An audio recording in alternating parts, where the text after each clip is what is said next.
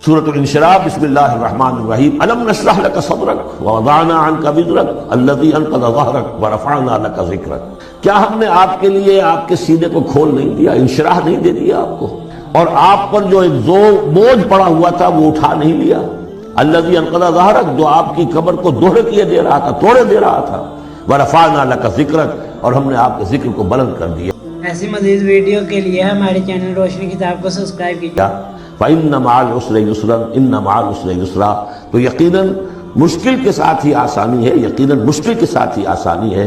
فَإِذَا فَرَغْتَ فَانصَبْ وَإِلَىٰ رَبِّكَ فَارْغَب، تو جب آپ فارغ ہو جائیں تو پھر یہ کہ خوب کمر کس لیجیے، محنت کیجیے اور اپنے رب کی طرف راغب ہو جائیے۔ یہ مشکلات القرآن میں سے ہے۔ عام طور پر سمجھتے ہیں لوگ کہ جو مشقتیں تھیں دعوت و تبلیغ میں، اور جو آپ کے اوپر جو لوگ فقرے چست کر رہے تھے اس کی وجہ سے آپ کو یہ رنج ہو رہا تھا، تو یہاں اصل میں یہ بات نہیں ہے، وہ بھی ہے اپنی جگہ پر۔ حقیقت میں بات کون سی ہے؟ اور کیونکہ یہ بھی معلوم ہے کہ یہ بالکل ابتدائی زمانے کی صورتیں ہیں، لہذا اس دور میں تو ابھی اس طریقے کا جو ہے کوئی بہت زیادہ پرسیکیوشن بھی نہیں تھی، بہت زیادہ مخالفت بھی نہیں تھی، اس سے کہیں زیادہ بڑے مراحل سے آپ کو گزرنا پڑا ہے۔ 3 سال کی جو بھی کشے میں بنی ہاشم کی قید ہے وہ بات کی بات ہے، جو یوم طائف آ رہا ہے وہ اس کے بہت بعد کی بات ہے، یوم احد بہت بعد میں آ رہا ہے۔ یہ اصل میں کیا ہے، جس شخص کو اللہ تعالیٰ نبوت دیتا ہے اس کی سب سے زیادہ جو خواہش ہوتی ہے وہ اللہ کے ساتھ لو لگا کر بیٹھا، اور رسالت کا فریضہ ایسا ہے کہ جاؤ خلق خدا کو ہدایت کا راستہ دکھاؤ۔ اب کہاں وہ کیفیت، دن ڈھونڈتا ہے پھر وہی فرصت کے رات دن بیٹھے رہے تصور جانا کیے ہوئے، کہاں اللہ کی طرف رخ کر کے اللہ کا بندہ کھڑا ہے رات کے وقت، کیا اس کی کیفیت ہے، اس کے قلب کی، اس کی روح کی، کیا انشراح ہے، کیا انبساط ہے، کن بلندیوں پر اس وقت وہ ہے، کس روحانی وسعتوں کے اندر جو ہے وہ اس وقت تیراکی کر رہا ہے، اور کب جا رہے کسی نے کہہ دیا پاگل ہے، کسی نے کہہ دیا کہ یہ تو مجنون ہے۔ دیکھو ذرا یہ شخص ہے جو کہتا ہے آپ کے معبودوں کو کہ یہ غلط ہے، اب اس کا ایک تقدر ہو رہا ہے دل کے، کہاں وہ کیفیت۔ علامہ اقبال نے اسے لکھا ہے، 4th لیکچر ہے ان کا جو خطبات میں سے، شیخ عبد القدوس گنگوہی رحمۃ اللہ علیہ کا قول دیا ہے۔ وہ کہیں کسی کیفیت میں بیٹھے ہوئے تھے اسی طرح مراقبے میں، اچانک اقامت کی آواز آ گئی، اب جماعت کھڑی ہوگی، تو وہ آ رہا کھڑا ہونا ہے، تو نماز میں تو جانا ہے، تو کہا کیا، جھنجھلا کر کہا، حضوری سے نکال کر دربانی میں کھڑا کر دیا۔ اس وقت جس مراقبے کی کیفیت میں تھا وہ تو حضوری کی کیفیت مجھے حاصل، اب میں دربانی میں آ گیا ہوں یہاں پر۔ نماز تو آپ پڑھیں گے تو امام کے پیچھے پڑھیں گے، اس نے کہا اللہ اکبر تو کرنا ہی ہے رکوع، چاہے ابھی آپ کے دل چاہ رہا ہے اور قرآن پڑھا جائے تو کیسے ہوگا، تو اس کا حکم ماننا آپ نے۔ آپ چاہ رہے ہیں سجدے میں پڑے رہے ابھی سر نہ اٹھائیں، لیکن وہ تو کہے گا اللہ اکبر، تو وہ سر آپ نے اٹھانا ہی ہے۔ تو وہ ایک اور نظام ہے، وہ نظام باجماعت ہے، اس سے ایک جماعت کی تشکیل جو ہے وہ مطلوب ہے، اور ایک ہے انسان کا اپنا روحانی طرف ہو، اس کے کچھ اور تقاضے ہو۔ تو جیسے حضرت موسیٰ سے کہا گیا، ہر دفعہ آپ نے دیکھا اذهب الى فرعون انه طغى، اور وہ اگر وہیں پر رہتے ڈیرا لگا دیتے، ہر وقت گفتگو ہو رہی ہے، مخاطبہ مکالمہ مل رہا ہے، تو جو لذت اس میں تھی، اس کے اندر جو ہے وہ جو مشقت ہے وہ یہ تھی۔ رفتہ رفتہ پھر آپ کا مزاج اس کا خوگر ہوا، اور پھر یہ کہ جب اللہ تعالیٰ نے اس میں بہت سے لوگوں کو بھی شامل کر دیا، پھر وہ جو تسکین پیدا ہوئی کہ ایک شخص وہ ہوتا ہے جو اکیلا، اس کو مولانا روم نے بڑی خوبصورتی سے بارش کا ایک بتایا ہے مثال، کہ بارش میں ایک مرحلہ ہوتا ہے کہ سمندر سے بخارات اوپر جا رہے ہیں، نہایت صاف شفاف، اس میں تو کوئی قدورت نہیں ہوتی، وہ تو ڈسٹلڈ واٹر جا رہا ہے، وہ اوپر گیا، پھر وہ گیا، اس نے بارش کی شکل اختیار کی، جب بارش کو بن کر وہ گرا ہے تو اس نے اب فضا کو بھی دھو دیا، تو فضا کی قدورت اپنے اندر لی نا، فضا کو صاف کر کے وہ آیا نیچے، زمین کا بھی گند صاف کرتا ہے، صاف کر کے اور وہ گند لے کے دریا میں شامل ہوا، اور پھر گیا اور سمندر میں جا کر گند اس نے وہاں چھوڑا، پھر وہ پاک ہو کر صاف ہو کر بڑی ہی یعنی لطیف شکل میں پھر یہ ہو رہی ہے، یہ ہے ایک سیر الی اللہ، اللہ کی طرف بڑھا جا رہا ہے، رات کو اللہ کا بندہ کھڑا ہے اور اللہ سے مناجات ہو رہی ہے، یہ وہ ہے بخارات کا اوپر اٹھنا، نہایت پاکیزہ لطیف کیفیت۔ اور جب آپ آئے ہیں تو بارش کے مانند ہے، اب آپ دھو رہے ہیں، تو جو دھو رہے ہیں اس سے خود اپنے آپ کو بھی تقدر ہوتا ہے، کسی نے کچھ کہہ دیا، کسی نے کچھ کہہ دیا، کسی نے کچھ کہہ دیا، کسی نے فکرہ چست کر دیا، اب آپ کو ضرورت ہے کہ پھر ذرا اپنے آپ کو بھی صاف کریں دوبارہ، پھر رات کو کھڑے ہو جائیں۔ سیر الی اللہ، سیر فی اللہ، سیر عن اللہ الی اللہ، یہ جو ہے جو تبلیغ کا اور فریضہ رسالت ہے، یہ بھی سیر الی اللہ ہے نتیجے کے اعتبار سے، لیکن اس وقت عن اللہ ہے، اللہ کی طرف تو پشت ہو گئی اب۔ لیکن جب آپ نماز میں کھڑے ہیں تو رخ کدھر ہے؟ اللہ کی طرف، جا رہے ہیں تبلیغ کے لیے تو اللہ کی طرف تو پشت ہو گئی، اب تو آپ جا رہے ہیں تو خلق کی طرف آپ کا رخ ہے، اللہ کی طرف تو پشت ہے۔ اس حوالے سے وہ عروج ہے، یہ نزول ہے، اور یہ نزول جو ہے یہ بڑا شاق گزرتا ہے کسی ایسے شخص پر جسے عروج کی لذت حاصل ہو گئی۔ یہ ہے وہ سختی، الم نشرح لک صدرک ووضعنا عنک وزرک الذی انقض ظہرک ورفعنا لک ذکرک فإن مع العسر یسرا ان مع العسر یسرا فإذا فرغت فانصب۔ اے نبی وہ وقت آ جائے گا، آپ اپنے اس فرض منصبی سے جب فارغ ہو جائیں گے، جب اللہ کا دین غالب آ جائے گا، پھر آپ یکسو ہو کر وہ جو آخر میں آیا اذا جاء نصر اللہ والفتح ورأيت الناس يدخلون في دين الله افواجا فسبح بحمد ربك واستغفر انه كان توابا، پھر آپ ہمہ وقت اسی کام میں لگ جائیے۔ اور اسی لیے حضور نے اس وقت آخری فیصلہ کیا، اللہم فی الرفیق الاعلی، بس اب میں فارغ ہوا اور اب میں مزید تاخیر نہیں چاہتا۔ حالانکہ نبیوں کو یہ آپشن ملتا ہے، اگر آپ ابھی چاہیں تو اور رہ سکتے ہیں دنیا میں، یہ آپشن ملا ہے۔ چنانچہ حضور نے اپنے مرض وفات میں جو خبر لی آ کر، جب آپ نے نماز پڑھائی ہے، بیماری میں ذرا سی کمی ہوئی تھی، باہر آپ آئے ہیں، حضرت ابوبکر نماز پڑھا رہے تھے، حضرت ابوبکر کے پاس جا کر آپ جو ہے بیٹھ گئے۔ اب حضرت ابوبکر جو ہے وہ اقتدا کر رہے ہیں حضور کی، اور پوری جماعت کر رہی ہے اقتدا حضرت ابوبکر کی۔ یہ نماز ہے، آخری باجماعت نماز۔ اس میں حضور نے فرمایا اللہ نے اپنے بندے کو ایک آپشن دی ہے، ایک اختیار دیا ہے، وہ چاہے تو، اب جو ایگزیکٹ الفاظ یاد نہیں ہے، نتیجہ اس کا یہی ہے کہ چاہے تو ابھی دنیا میں اور رہے، تو بندے نے اللہ کو قبول کر۔ حضرت ابوبکر رو پڑے اور لوگ حیران ہوئے، رو کیوں رہے ہیں، یہ تو کوئی بات ایسی ہے نہیں۔ ان کی سمجھ میں آ گیا تھا کہ آپ نے اپنے انتقال کی خبر کر ہمیں دی۔ تو یہ فیصلہ اللہم فی الرفیق الاعلی، یہ جو شاخ گزر رہا تھا نا، یہ دنیا کے اندر معاملہ دعوت و تبلیغ، یہ اس روحانی جو ربط ہوتا ہے اللہ کے ساتھ، اس کے اعتبار سے اس میں رکھنا پڑتا ہے، کہاں وہ کیفیت کہاں یہ کیفیت۔ اور اس کی وجہ سے جلدی آپ نے فرمائی، میں سمجھتا ہوں کہ اگر ابھی جو لوگ، یہ اتنا عظیم انقلاب برپا ہوا تھا عرب میں، اور جب رأیت الناس يدخلون فی دین اللہ افواجا، ان کی ابھی بڑی تربیت کی ضرورت تھی۔ یہ تربیت کے مراحل ابھی ان کے پورے نہیں ہوئے تھے۔ یہ تو صرف مکے اور مدینے کے لوگ تھے جو آپ کی تربیت سے اس طریقے سے بہرہ اندوز ہوئے اور ان مستفید ہوئے۔ یہ جو پورا عرب جو ہے ایمان لے آیا، اور ان کو تو آپ کی تربیت کا ابھی وقت نہیں ملا۔ بہرحال جب یہ کام ہو چکے گا اے محمد، تو بس پھر آپ ہمہ تن ہمہ وقت اللہ کی طرف متوجہ ہو جائیے۔ صدق اللہ العظیم۔ آج جو مجھے موضوع دیا گیا ہے، اس کے لیے میں نے سورہ اعراف کی آیت نمبر 157 کا آخری ٹکڑا جو ہے وہ آپ کو سنایا ہے۔ اس کا ایک پس منظر ہے، وہ جان لیجیے۔ آپ کو معلوم ہے کہ جب حضرت موسیٰ بنی اسرائیل کو لے کر مصر سے نکلے ہیں، اس کے بعد مرحلہ آیا کہ اللہ تعالیٰ نے حضرت موسیٰ کو کوہ طور پر طرف فرمایا تورات عطا کرنے کے لیے۔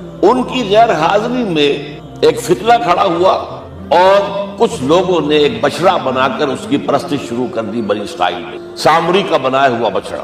جب حضرت موسیٰ واپس آئے، انہوں نے یہ دیکھا تو بہت غضبناک ہوئے، اور پھر اللہ تعالیٰ کے حکم سے فیصلہ ہوا کہ 12 قبیلوں میں سے جن لوگوں نے بھی یہ شرک کیا ہے، ان کو انہی قبیلوں کے لوگ خود قتل کریں۔ کئی ہزار اسرائیلی قتل ہوئے۔ یہ بہت بڑا یوں سمجھیے کہ پرج ہوا ہے اس قوم کے۔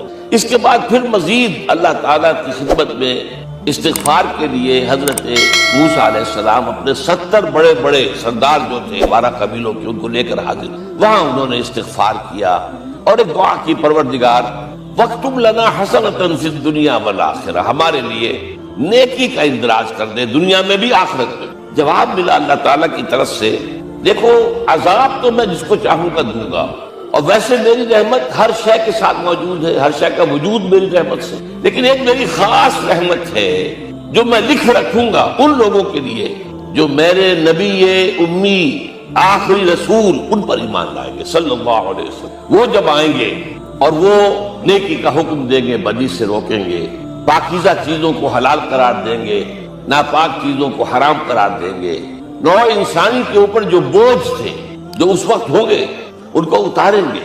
وہ جب آئیں گے تو جو لوگ فالذین آمنوا بہ نمبر 1، وعزروہ نمبر 2، ونصروہ نمبر 3، واتبعوا النور الذی انزل معہ اولئک هم المفلحون، جو لوگ ان پر ایمان لائیں گے، ان کی تعظیم اور توقیر کریں گے، ان کی مدد کریں گے، اور جو نور ان کے ساتھ نازل کیا جائے گا یعنی قرآن، اس کی پیروی کریں گے، وہ ہوں گے جو فلاح پانے والے ہوں گے، میری خصوصی رحمت سے حصہ ان کو ملے۔ اب یہاں پہلے تو دعا کر لیجیے، اللہم ربنا اجعلنا منہم، اے اللہ ہم سب کو ان میں شامل فرما جو تیرے نبی کے ساتھ تعلق کی ان چار بنیادوں کی شرائط کو پورا کر سکے، تقاضوں کو پورا کر سکے۔ اب ذرا ان میں سے ایک ایک کو لیجیے۔ ایمان جانی پہچانی چیز ہے، ایمان جسے کہتے ہیں، اس کی تشریح میں جانے کی ضرورت نہیں، وقت بھی محدود ہے، لیکن ایک بات سمجھنے کی ہے بہت ضروری۔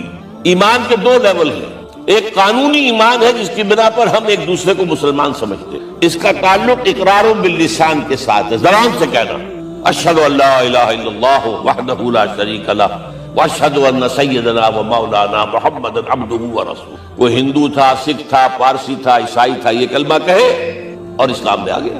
لیکن یہ زبانی کلامی ایمان جو ہے یہ انسان کی سیرت و کردار پر اثر انداز نہیں ہو۔ یہی وجہ ہے آج ہم دیکھ رہے ہیں مسلمان ہی جھوٹ بھی بول رہا ہے، مسلمان ہی بے ایمانی بھی کر رہا ہے، مسلمان ہی خیانت بھی کر رہا ہے، مسلمانوں کے لیڈر بلینز کی خیانت کر رہے ہیں۔ یہ کون سب مسلمان ہیں؟ وہ اس کی وجہ کیا ہے کہ ہم صرف قانونی مسلمان ہیں اور ہمارا ایمان قانونی ایمان ہے۔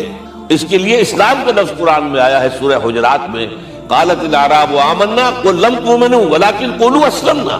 اے نبی یہ بدو کہہ رہے ہیں ہم ایمان لے آئے، ان سے فرما دیجئے تم ہرگز ایمان نہیں لائے ہو، یوں کہو کہ ہم مسلمان ہو گئے ہیں۔ ولما يدخل الايمان في قلوبكم، ابھی تک ایمان تمہارے دلوں میں داخل ہے۔ بہرحال اللہ کا شکر ہے اس نے ہمیں مسلمانوں میں پیدا کر دیا، ورنہ ہم میں سے کتنے ہوتے اگر کہیں اور پیدا ہو گئے ہوتے تو نعمت اسلام سے بھی ہم بہرہور ہو سکتے، کیا کہہ سکتے۔ اصل ایمان ہے جب وہ دل میں داخل ہو جائے، یقین بن جائے۔ اسی لیے بچپن میں یاد کیا ہوگا ایمان مجمل، آمنت باللہ کما ہوا باسمائہ وصفاتہ وقبلت جمیع احکامہ اقرار باللسان وتصدیق بالقلب۔ جب تصدیق بالقلب ہوگی تو اب اس کے تقاضے جو ہیں عملی پیدا ہوں گے۔ ان تقاضوں میں سے ایک میں دو حدیثوں کے حوالے سے آپ کے سامنے رکھ رہا ہوں۔ پہلی حدیث حضرت عبداللہ بن عمرو بن العاص رضی اللہ تعالی عنہما سے مروی، لا یؤمن احدکم حتی اکون ہواہ طبعا لما جئت بہ۔ دیکھو تم میں سے کوئی شخص مومن نہیں ہو سکتا جب تک کہ اس کی خواہش نفس تابع نہ ہو جائے اس شریعت کے، اس قانون کے، اس ہدایت کے جو میں لے کر آیا۔ اگر عملاً تابع نہیں ہوئے تو حقیقتاً مومن نہیں ہو۔ دل میں جھانکو، Do I really believe that Muhammad is the prophet of Allah? Do I really believe that Quran is the word of God? کبھی جھانکیے گا اندر، جواب ملے گا صحیح آپ۔ کیا کنوکشن ہے؟ کنوکشن ہو اور پھر حضور کی پیروی نہ ہو، حضور کے احکام کی پابندی نہ ہو، اللہ کے قوانین کی پابندی نہ ہو، کیسے ممکن؟ حضور تو فرماتے ہیں صلی اللہ علیہ وسلم ایک ایسی بد اخلاقی اور کج خلقی پر صرف اسے کوئی گناہ کبیرہ بھی نہیں کہیں گے۔ فرمایا ایک مرتبہ واللہ لا یؤمن، واللہ لا یؤمن، واللہ لا یؤمن، خدا کی قسم فلاں شخص مومن نہیں ہے، خدا کی قسم فلاں شخص مومن نہیں ہے، خدا کی قسم فلاں شخص مومن نہیں۔ صحابہ کانپ گئے، کون بدبخت ہے جس کے بارے میں فرمایا جا رہا؟ پوچھا گیا من یا رسول اللہ؟ جواب سنیے اور اپنے غریبانوں میں جھانکیے، وہ شخص الذی لا یامن جارہ بوائقہ، وہ شخص جس کی شرارتوں کی وجہ سے اس کا پڑوسی چین میں نہیں ہے، امن میں نہیں ہے، وہ مومن نہیں ہے، خدا کی قسم نہیں ہے، خدا کی قسم نہیں۔ کیسے علیحدہ کر لیں گے اس ایمان کو اعمال سے اور ایمان کو اخلاق سے؟ آگے چلیے، وہ جو حدیث حضرت ابو ہریرہ سے، اور یہ متفق علیہ صرف بخاری کی نہیں ہے، بخاری جمع مسلم، لا یؤمن احدکم حتی اکون احب الیہ من والدہ وولدہ والناس اجمعین۔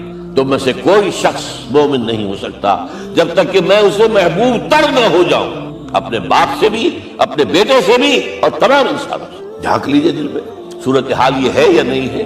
کیوں محبوب ہو جائیں؟ اس لیے کہ آپ کے ذریعے ہدایت ملی، آپ کے ذریعے ہم اللہ سے جڑے ہیں، اور آپ کو معلوم ہے دنیا میں کوئی شاہ ہدایت نہیں، نعمت نہیں ہے جب تک کہ نعمت ہدایت نہ ہو۔ اگر صحت اچھی ہے، ہدایت نہیں ہے تو بدماشیاں کریں گے، کیا کریں گے؟ آپ کو معلوم ہے صحت اچھی جو ہے کہ جا کے کھپے گی، اگر ہدایت نہیں ہے، اگر دولت ہے ہدایت نہیں، کیا کریں؟ گلچھن اڑائیں گے، عیاش کیا کریں گے، لوگوں پر اپنی دولت کا روم گاڑیں گے۔ اولاد ہے، ہدایت نہیں ہے، یہ اولاد سہان و روح بھی بن جائے گی کہیں آپ کے لیے۔ کوئی شے نعمت نہیں ہے جب تک کہ نعمت ہدایت نہ ہو، اور ہدایت ہمیں ملی محمد رسول اللہ صلی اللہ علیہ وسلم۔ تو آپ سے بڑھ کر محبوب کون ہوگا؟ اس کے ضمن میں ایک بڑا پیارا واقعہ آتا ہے۔ حضرت عمر سے پوچھتے ہیں حضور ایک مرتبہ، عمر تمہیں مجھ سے کتنی محبت ہے؟ اندازہ کیجئے کہ اس قدر اپنائیت کسی سے ہوتی ہے تب یہ سوال ہوتا ہے، عمر تمہیں مجھ سے کتنی محبت؟ عرض کیا حضور مجھے آپ دنیا کے ہر انسان سے زیادہ محبوب ہے. فرمایا اور اپنی جان سے ذرا سا توقف کیا، دل میں جھانکا، ہاں حضور اب میں یہ بھی کہتا ہوں کہ میری جان سے بھی زیادہ عزیز ہم. آپ نے فرمایا الان عمر اب پہنچے ہو جو مقام ہے، اب درکار ہے، جو مطلوب ہے. تو محبت اس درجے کی، اطاعت اس درجے کی، اگر نہیں ہے تو ایمان نہیں.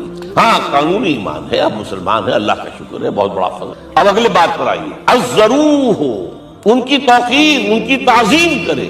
یہ تعظیم کس درجے؟ اب وقت بہت کم ہے، میں صرف آپ کو سورہ حجرات سے مثال دے رہا ہوں. فرمایا گیا یا ایھا الذین آمنوا لا ترفعوا اصواتکم فوق صوت النبی ولا تجهروا له بالقول كجهر بعضكم لبعض ان تحبط اعمالکم وانتم لا تشعرون.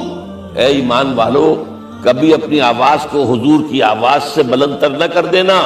کبھی جس طرح بلند آواز سے ایک دوسرے سے بات کرتے ہو ایسے نہ کر بیٹھنا، مبادا تمہارے سارے اعمال حق ہو جائیں اور تمہیں پتہ بھی نہ چلے. تم تو کہو گے میں نے کوئی گناہ کبیرہ تو نہیں کیا، میں نے کوئی ڈاکہ نہیں ڈالا، چوری نہیں کی، کوئی زنا نہیں کیا، کوئی شراب نہیں پی. لیکن یہ سوء ادب، لا ترفعوا اصواتکم فوق صوت النبی ولا تجهروا له بالقول كجهر بعضكم لبعض ان تحبط اعمالکم وانتم لا تشعرون. یہاں ایک میں عملی بات بھی آپ کے سامنے رکھ دوں. صحابہ کے بارے میں تو بات سمجھ میں آ گئی کہ اپنی آوازیں پست رکھیں. ہم کیسے کریں؟ ہمارا ایک طرز عمل ہونا چاہیے. اگر کسی گفتگو میں کوئی شخص کہ حضور نے یہ فرمایا ہے، کبھی یہ نہ کہے میں نہیں مانتا. ہاں توقف کر لیں، بھائی میں تحقیق کروں گا کہ واقعی حدیث صحیح ہے یا نہیں. ٹھیک، ضروری نہیں کہ جو کہہ دے مان لیں. آپ محدثین نے کتنی محنتیں کر کر کے چھانٹی کی ہے، لہذا یہ. لیکن فوراً اگر آپ نہیں میں نہیں مانتا، یہ عقل کے خلاف ہے، یہ فلاں ہے، یہ وہ.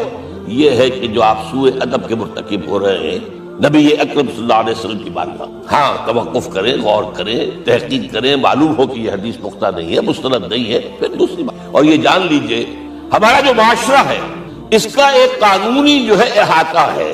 یہ بھی سورہ حجرات کی پہلی آیت ہے، یا ایھا الذین آمنوا لا تقدموا بین یدی اللہ ورسولہ. اللہ اور اس کے رسول کے احکام کا دائرہ ہے، اس کے اندر اندر رہو، باہر نہیں نکل سکتے. لیکن اس دائرے کے اندر ایک مرکزی شخصیت جس کی دل آویزی، جس کا حسن سلوک، جس کا حسن کردار، جس کا حسن اخلاق مرکز بن جائے، تمام لوگوں کی جذباتی محبت کا مرکز بن جائے. اگر یہ نہیں ہوگا تو معاشرہ مضبوط نہیں ہوگا. بحث قانون اور دستور پر معاشرہ مضبوط نہیں ہوتا. کسی شخصیت، اب آپ کو معلوم ہے آخر ہندوستان کے معاشرے میں گاندھی کا ایک مقام ہے کہ نہیں ہے؟ آخر یہ سارا معاملہ چل رہا ہے اسی کے جد کے نہیں؟ ماؤ سے تم کے معاملہ ہے کہ نہیں ہے؟ یہ سارا معاملہ دنیا میں عام لوگ کہہ دیتے، ریشنلسٹ لوگ، کہ ان چیزوں کی کیا ضرورت ہے؟ بھائی قانون دیکھنا چاہیے، دستور دیکھنا چاہیے، حکم دیکھنا. نہیں بھائی، جذباتی وابستہ کہ ایک ہستی تو ایسی ہو کہ جس کے کچھ کہنے پر فوراً دبانے بند ہو جائے. اور اس کا نقشہ میں سعودی عرب میں دیکھتا ہوں، اگر وہاں کے دو بدو لڑ رہے ہوں صف اور ایک دوسرے کو کھانے کو دوڑ رہے ہوں، کوئی شخص کہتے صلی علی النبی، فوراً خاموش. معلوم ہوتا ہے آنکھ کے اوپر کسی نے پانی ڈال دیا، خاموش، صلی علی النبی، صرف یہ کہنے سے. یہ جذباتی وابستگی اگر محمد سے نہیں ہے صلی اللہ علیہ وسلم تو آپ کا معاشرہ کبھی مضبوط. یہ مرکزی شخصیت، یہ مرکز ہے، اسی لیے ان کے احترام کا یہ درجہ ہے. کیونکہ اس سے کیا ہوگا؟ تمہارا شیرازہ بکھر جائے گا. اگر ان کے ساتھ جذباتی محبت نہیں ہوگی تمہارا شیرازہ بکھر جائے گا. یہ آیا معاملہ. اب میں آپ کو بتانا چاہتا ہوں تعظیم. ہمارے ہاں اصل میں بدقسمتی سے ہم سیرت کی تقریریں کرتے ہیں، حضور کی عظمت بیان کرنے کی کوشش کرتے ہیں. کچھ لوگ تو خیر حضور کی زلفیں ہیں، حضور کی آنکھیں ہیں، حضور کی کملی ہے، حضور کا سایہ نہیں تھا وغیرہ. یہ باتیں اپنی جگہ ہیں، ہر چیز ٹھیک ہے. لیکن یہ جان لیجئے حضور کی اصل عظمت ایک نبی اور رسول کی حیثیت سے ہے. اور وہ شے وہ ہے جہاں جبرائیل کے بھی پر جل رہے ہیں، اس کی حقیقت کون جانتا ہے؟ میں ایک مثال دے رہا ہوں آپ کو کہ حضور 100 میں مثال رکھا کرتے تھے. آج روزہ رکھا، شام کو افطار نہیں کیا، وہ رات کو چل رہا ہے روزہ، اگلے روز پھر وہ کنٹینیو کر رہا ہے شام تک. 2 دن کا 100 میں مثال، 3 دن کا بھی رکھتے تھے. صحابہ نے اجازت چاہیے حضور ہمیں بھی اجازت دے دیں. نہیں، آج کے حضور آپ تو رکھتے ہیں، ہمیں منع کرتے ہیں. اب سنیے، ایکم مثلی، تمہیں سے کون ہے مجھ جیسا؟ ابھی تو اندر ربی، میں تو اپنے رب کے پاس رات گزارتا ہوں. ہوا یطعمنی ویسقین، وہ مجھے کھلاتا اور پلاتا ہے. کیا سمجھیں گے ہم؟ کیا ہماری سمجھ میں آئے گا؟ یہ معاملہ نبوت کے جو اسرار اور رموز ہیں، ان کا جو مقام اور مرتبہ ہے، وہ کوئی نبی پہچان سکتا، غیر نبی تو پہچان ہی نہیں سکتا. ایک ڈاکٹر کا کیا مقام ہے اپنے فن میں، وہ کوئی ڈاکٹر نہیں سمجھ سکے گا نا، غیر ڈاکٹر کہاں سمجھے گا؟ اور حقیقت میں وہی سمجھے گا جو اس سے بھی اوپر کا ڈاکٹر ہے، نیچے والا تو نہیں سمجھ سکتا. جو کمتر ہے وہ تو صرف اوپر دیکھے گا اللہ اللہ خیر صلی اللہ، جو اوپر ہے اور ظاہر ہے محمد سے اوپر کوئی نہیں صلی اللہ علیہ وسلم۔ یہی وجہ ہے، دیکھیے شیخ سعدی کو کیا کہنا پڑا، یا صاحب الجمال و یا سید البشر من وجهك المرير قد نور القمر لا يمكن الثناء كما كان حقه بعد خدا بزرگ توئی قصہ مختصر۔ اے محمد صلی اللہ علیہ وسلم، آپ کی ثنا جیسے کہ حق ہے ہو ہی نہیں سکتی۔ غالب اس سے بھی آگے گیا ہے، میں بات ابھی آپ کو سناتا ہوں شعر اس کا۔ آپ کی ثنا کا حق ادا ہو ہی نہیں سکتا، بس ہم یہ جانتے ہیں اللہ کے بعد آپ کا مقام۔ غالب جو آگے گیا ہے کہتا ہے، غالب ثنا خواجہ بیزدان گزاشتے کہاں ذات پاک مرتبہ دان محمد است۔ اے غالب ہم نے تو حضور کی ثنا تو اللہ کے حوالے کر دی ہے، اس لیے کہ وہی ذات پاک جانتا ہے مرتبہ محمد کا کیا ہے صلی اللہ علیہ وسلم۔ ہم بیان کرنے کی کوشش کریں گے تو توہین کر بیٹھیں گے۔ ایک لطیفہ ہے، ایک بیچارہ کوئی دیہاتی کے پھنسا ہوا تھا کسی جگہ، تھکا ہوا چل رہا تھا، ڈپٹی کمشنر صاحب جا رہے تھے، کار میں بٹھا لیا۔ اب اس نے کہا پتر تینوں اللہ پٹواری کرے۔ اب اس غریب کے جو ہے اس کے ذہن میں تو پٹواری سے اوپر تو کچھ ہے ہی نہیں، اس کے قلم سے جو ہے ادھر کا انتقال ادھر ہو گیا، ادھر کی زمین ادھر چلی گئی، تو ڈی سی کو وہ تعریف کر رہا ہے اپنے سمجھ کے مطابق پٹواری کرے، تو ہم کوئی پٹواری والا معاملہ نہ کریں۔ ہاں ایک پہلو ایسا ہے جس کے حوالے سے حضور کی عظمت ہماری سمجھ میں آئے گی۔ حضور ایک انسان کی حیثیت سے کیا تھے، ایک باپ کی حیثیت سے آپ کا کیا طرز عمل تھا، ذرا یاد کیجئے۔ جگر گوشہ رسول حضرت فاطمہ بطول رضی اللہ تعالیٰ عنہ وہ حاضر ہوتی، ابا جان دیکھیے چکی پیس پیس کر یہ گھٹے پڑ گئے میرے ہاتھ میں، یہ کنویں سے پانی لاتی ہوں، مشکیزیں کہ یہاں پر بندیاں پڑ گئی۔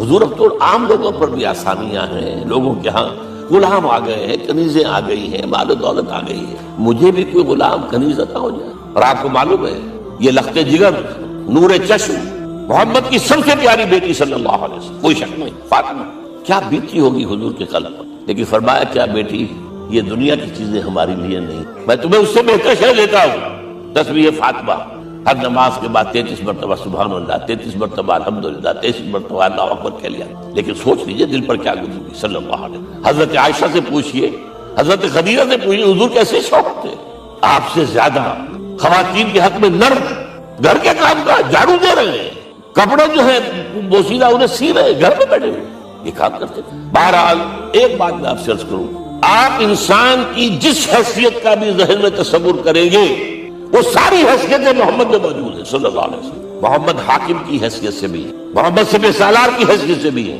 محمد قاضی القضات بھی ہیں، محمد ہیڈ آف دی اسٹیٹ بھی ہیں، محمد بیویوں والے بھی ہیں، اولاد والے بھی ہیں، محمد 5 وقتہ امام بھی ہیں، جمعہ کے خطیب بھی ہیں، مدرس قرآن بھی ہیں، مربی بھی ہیں، مزکی بھی ہیں، اور ہر میدان میں بلند ترین مقام۔